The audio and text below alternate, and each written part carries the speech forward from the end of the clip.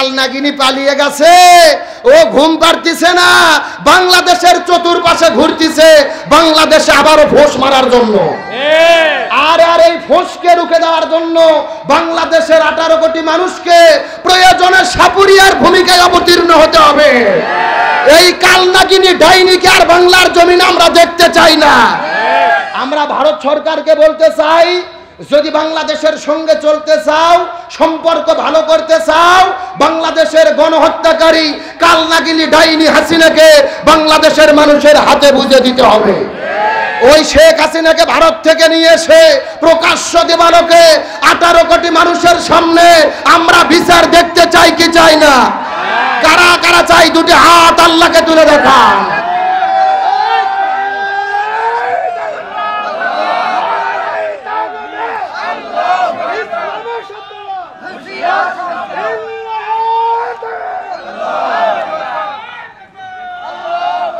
খালি লক্ষ্য করে দেখেন যে হাত কে না তোলে আর তাকবীর কে না দেয়, মনে করবেন যে এরা তলে তলে ওই স্বৈরাচারের লোক।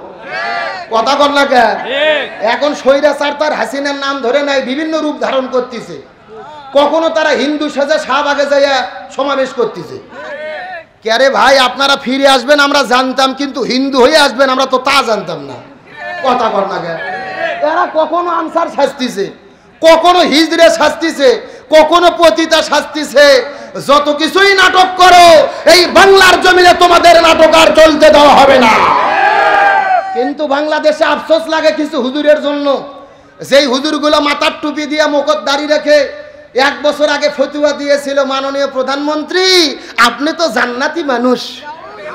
শুনছেন আপনারা? শুনছেন না? ডক্টর কফিল উদ্দিন সরকার সালিহি শুধুমাত্র ইসলামী ফাউন্ডেশনে চাকরি নেওয়ার জন্য স্বৈরাচারকে জান্নাতীর বলে সার্টিফিকেট দিয়েছিল। ওই সালিহিকে বলতে চাই, ও সালিহি তোমার জান্নাতি রমণী আজকে পালিয়ে গেল কেন? কথা কন না কে? আর আমরা দেখেছিলাম 3 বছর আগে ওই স্বৈরাচার শাপলা চত্বরে হাফেজ ছাত্রদের হত্যা করলো, আর এরা যাইয়া তেল আর পাম মেরে বললো কৌমি জননী। কথা কন না কে? একটা কথা ভালো করে মনে রাখবেন, কাফেরদের ক্ষমা আছে কিন্তু মুনাফিকদের কোনো ক্ষমা নাই। যারা মাথায় টুপি দিয়ে মুখে দাড়ি রেখে আলেমের ভেষ ধারণ করে মুনাফিকি করেছে, ওই সালিহি মুনাফিক গণদেরকে অনতি বিলম্বে এই বাংলার জমিনে জবাবদিহিতার আওতায় আনতে হবে। তার কারণ হাসিনা এত খারাপ ছিল না, এদের তেল আর পাম খেয়ে বেশি খারাপ হয়েছে। ইতিহাস ভুলে গেলে চলবে না, ফিরাউন কিন্তু এত খারাপ ছিল না। ফিরাউন খারাপ হয়েছিল টাকলা বন্ধু হামানের জন্য। কথা কন না গা? ওই পিছন দিক থেকে হামান শুধু তেল আর পাম মেরে মেরে ফুলে তুলতো, আর বাংলাদেশে হাসিনা খারাপ হওয়ার পেছনে এইরকম কিছু তেল বাস আর পাম বাস ছিল। আমি বলতে চাই এদের কোনো ক্ষমা নেই। তোমরা রসুলের ওয়ারিস দাবি করে জান্নাতের সার্টিফিকেট দিয়েছো, ইমানদারদের সঙ্গে বেঈমানি করেছো, শাপলা চত্বর আলেমদের সঙ্গে বেঈমানি করেছো, শহীদদের রক্তের সঙ্গে বেঈমানি করেছো, আল্লামা সাঈদীর রক্তের সঙ্গে যারা বেঈমানি করেছে এদের এই জমিনে কোনো ক্ষমা হতে পারে না। এই বাংলাদেশের কোরআনের পাখি আল্লামা দিলওয়ার হোসেন সাঈদী, আমরা কে না তাকে চিনি।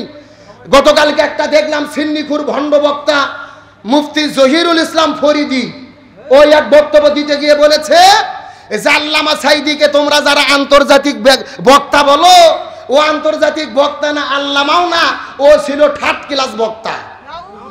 নাউজুবিল্লাহ বলবেন না? আল্লামা সাঈদীকে বলেছে থার্ড ক্লাস বক্তা। কারণ কি? বলতেছে দেখিলে থার্ড ক্লাস পাইছে, আলেমে থার্ড ক্লাস পাইছে, ফাজিল কামেলে থার্ড ক্লাস পাইছে। আমরা জহিরুল ইসলাম ফরিদিকে বলতে চাই, তুমি এক ফরিদি কেন, হাজার হাজার ফরিদি এক জায়গায় করে যদি একত্রিত করে রাখা হয়, তোমাদের হাজারো ফরিদি আল্লামা সাঈদীর একটা পশমের যোগ্য হতে পারবে না। তার কারণ আমাদের বাংলাদেশে একটা কথা আছে, রতনে রতন চেনে আর শুয়োরে চেনে। আল্লামা সাঈদী যে রতন ছিল এটা কাবা শরীফের ইমাম শাইখ আব্দুর রহমান সুদাইসি বুঝেছিল। আল্লামা সাঈদীকে মুখের মধ্যে জোরে ধরে কপালে আর মুখের মধ্যে চুমু খায়। যে আল্লামা সাঈদী কাবা ঘরের মধ্যে ঢুকে নামাজের ইমাম নামাজ আদায় করার সুযোগ পেয়েছে, যে আল্লামা সাঈদীর হাতে হাত রেখে হাজারো মানুষ কালেমা পড়ে মুসলমান হয়ে গেছে, ওই আল্লামা সাঈদী সাধারণ কোনো মানুষ নয়। এই বাংলাদেশে বঙ্গবন্ধু সহ বড় বড় নেতা মারা গেছে, এমন নেতা মরে গেছে জানাজার নামাজ বাংলাদেশে হয় নাই। অথচ আল্লামা সাঈদী রায় হওয়ার পরে এই বাংলাদেশে 170 জন মানুষ জীবন দিয়ে শাহাদাত বরণ করে প্রমাণ করেছিল বাংলাদেশের শ্রেষ্ঠ সন্তান কোরআনের পাখি আল্লামা দেলোয়ার হোসেন সাঈদী। সুতরাং ওই সাঈদীর বিরুদ্ধে তোমরা কথা বলবে, মুখে লাগাম দিয়ে কথা বলতে হবে। আল্লামা সাঈদী যেন তেন কোনো লোক ছিল না। আল্লামা সাঈদী শুধু কোনো দলের নয়, তিনি হলেন বাংলাদেশের 18 কোটি মানুষের সম্পদ। আল্লামা সাঈদী তার বক্তব্যের মধ্যে যেই বক্তব্য দিয়েছিল, আজকে তার প্রত্যেকটা বক্তব্য 100% মিলে গেছে। 2009 সালে সেন্ট্রাল হাই স্কুল মাঠে আল্লামা সাঈদী বক্তব্য দিয়েছিল, এমন একটা সময় আসবে আওয়ামী লীগ দল পালিয়ে গিয়ে লুকানোর জন্য ইঁদুরের গর্ত খুঁজে পাবে না। আজকে দেখেন হাসিনা যখন পালিয়ে গেছে ভারতে, ভারত সরকারও তাকে থাকার আর জায়গা দিচ্ছে না, আর 1 সপ্তাহ টাইম দিয়েছে। আমেরিকা ভিসা দেয় নাই, লন্ডন ভিসা দেয় নাই, কানাডা ভিসা দেয় নাই। তার মানে আল্লামা সাঈদী যা বলেছে পালানের জায়গা পাবে না, শেখ হাসিনা পালাতে পারবে না। এই বাংলার জমিনে এসে তাকে বিচারের মুখোমুখি হতেই হবে। ক্ষমা পাওয়ার কোনো সুযোগ নাই। জোরে বলেন সুযোগ নাই। আমার প্রিয় বন্ধুগণ, মুসলমান ভাইরা কত অত্যাচার নির্যাতন করেছে আয়না ঘর বানায়া। কি ঘর? অক্সফোর্ড ডিকশনারির ভেতরে সার্চ দিয়েও আয়না ঘর নামে কোনো শব্দ পাওয়া যায় না। অথচ হাসিনার সরকার বানাইছিল আয়না ঘর। আমার প্রিয় ভাই ব্রিগেডিয়ার আমান হাজমি, ব্যারিস্টার আরমান 12-13 বছর আয়না ঘরে বন্দী ছিল। কান্না করতে করতে বলে, 13টা বছর গেছে আমরা সূর্যের আলো দেখতে পারিনি, আমরা বাহিরের বাতাস ভোগ করতে পারিনি। ফজর নামাজের যখন আজান হতো, আসসালাতু খায়রুম মিনান নাউম যখন বলা হতো, তখন আমরা বুঝতে পারতাম এখন ফজর হলো, সকাল হবে। মাঝে মধ্যে যখন আজান হতো, তাদের সামনে গিয়ে বড় জোরে জোরে গান বাজানো হতো, আজানের শব্দ কানে শুয়ে দেওয়া হতো না। আজকে আল্লাহর কোরআন বলেছেন, কুতিবা আলাইকুমুল কিসাস, হত্যার পরিবর্তে হত্যা, হাতের পরিবর্তে হাত, চোখের পরিবর্তে চোখ, জীবনের পরিবর্তে জীবন।